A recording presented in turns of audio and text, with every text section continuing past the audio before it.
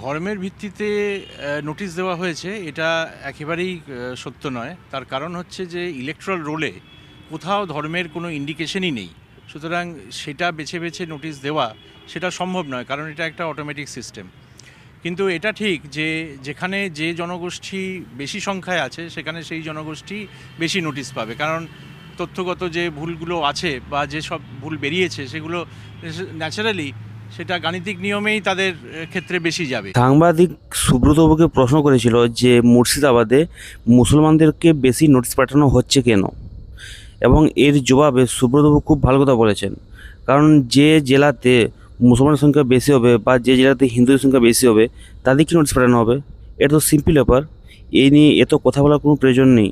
আর আমরা সকলেই জানি যে বাংলাদেশ থেকে অনেক ইলিগাল আমাদের পশ্চিমে বাস করছে, সেটা আমরা সকলেই জানি, এবং এই জন্য কেউ কোনো কথা বলেনি। কিন্তু এই এসআইয়ের কাদিকে নোটিশ পাঠানো হচ্ছে, এই নিয়ে সকলের প্রবলেম আছে।